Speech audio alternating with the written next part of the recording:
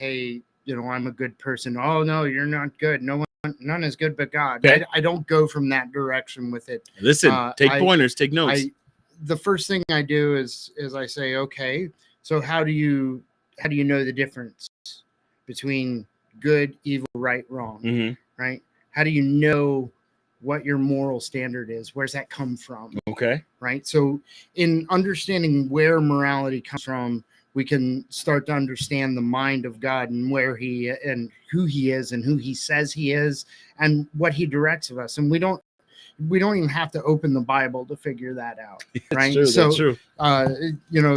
There's a simple argument, and it was kind of brought up by Fyodor Dostoevsky in his the brothers Karamazov. But one of the characters says basically that without, if God doesn't exist, you can do whatever you want. You can do anything. Okay. Right. So basically saying that morality, it rests on the shoulders of some external force on us, right? Some external thing to give us this morality within us. Okay. Right. So, when we look at the Imago Dei, right, that image of God. So was that Greek just now? No, that's Latin. Was it? Okay, that was Latin. Oh my goodness. So that image of God that's been put on us, right? He created them in his image. Right. Male and female created all of us. Them. Right. So that's everyone. So whether an atheist, a Christian, and a Muslim, whatever, anything on the spectrum, that every human being is created in his image, right? Remember so that. All image bearers. And as that, we are just like God in that we're moral, right? So the argument says, if God does not exist, objective moral values and duties do not exist, right? If God doesn't exist, okay, everything is permissible. You can do what you want. Doesn't matter. Okay. That sounds like fun. However, objective moral values, right? We know this, right? And people want to kick back against that and say, oh, no, I make my own morals. But that would be fine and dandy until my morals and your morals collide. And it does happen more often than a lot. Happens. Right? It's almost cliche to say every day that happens. But I mean, even if I decided that I like a certain brand of water and you didn't like or you liked a certain brand of water and but I think your water is nasty and you think what I'm saying, then boom, right there, all of a sudden now. Right. But who's right? That shows us that those are subjective, they're opinions. Right. Right. So we talk about moral values and duties, right? These are objective. They're what is right for one person is right for everybody, right? Sure. So we can follow laws throughout time. We can look at the oldest set of laws, and there are certain things that are in there, right? Don't kill, don't steal, right? Don't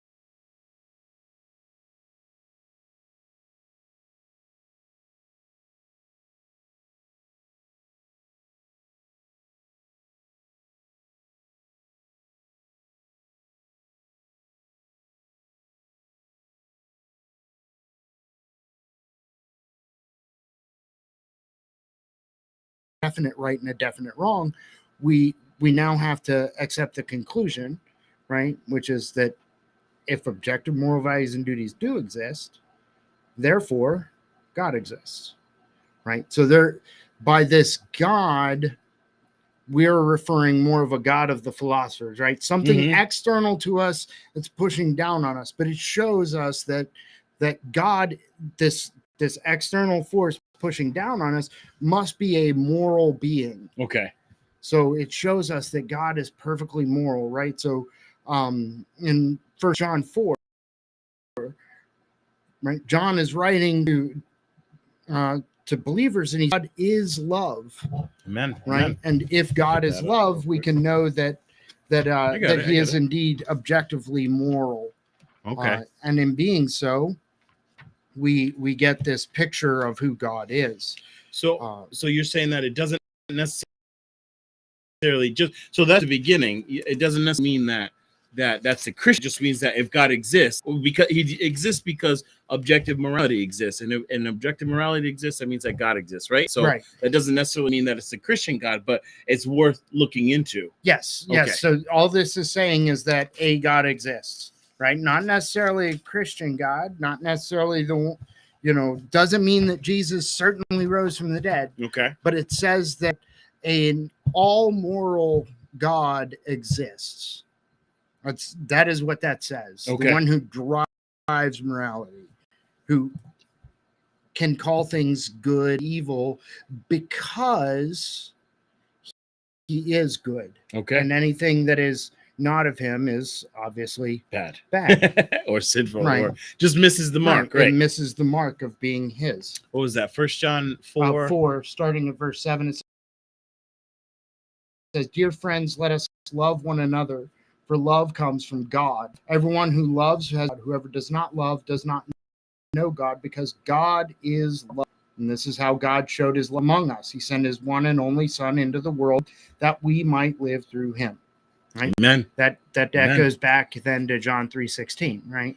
For God so loved That's right. the world, everyone he's ever created, that he gave his only begotten Son, that whoever would believe in him, now there's a world.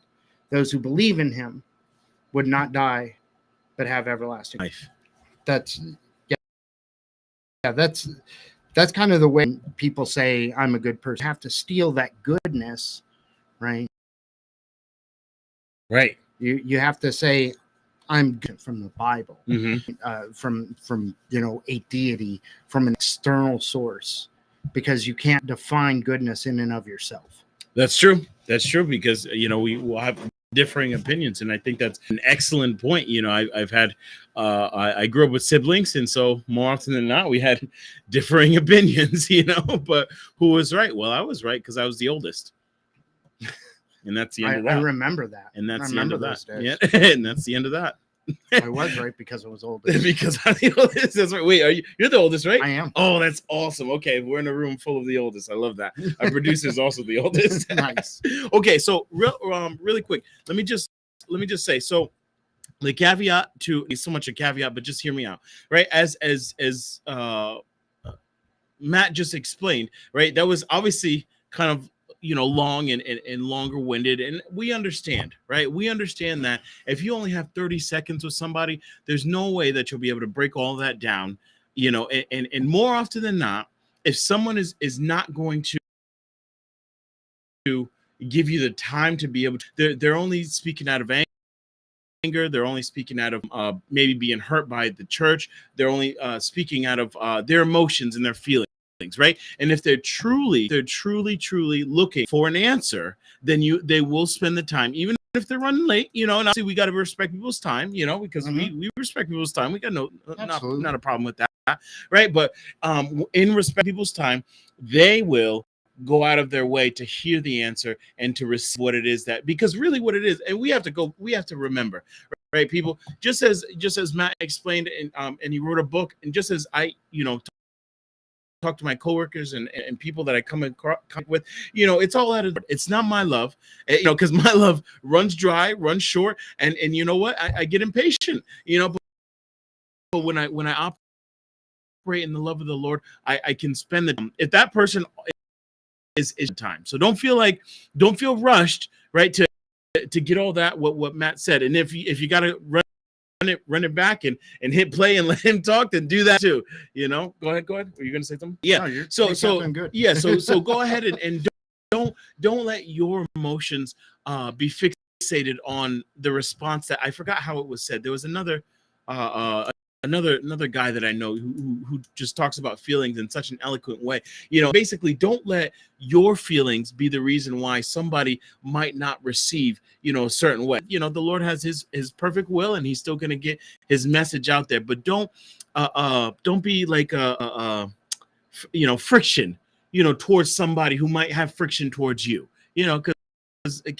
because that's not what love does. So be encouraged by that. That was excellent. Actually, you know what? I always think of stuff. If you were to share, what are some points? What are some, like, maybe points, 3, 4, 5, 6, 7 points that you would say in talking with somebody who says, I'm a good person, why do I need God? What are some, maybe just a few points? I would ask questions, right? Okay. Like,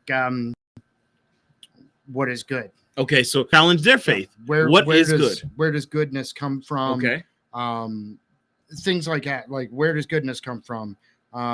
Who is the ultimate definer of goodness? Write this down. Get a pen and a paper. Write this down, or notes in your phone. Where do you come up with goodness? Okay.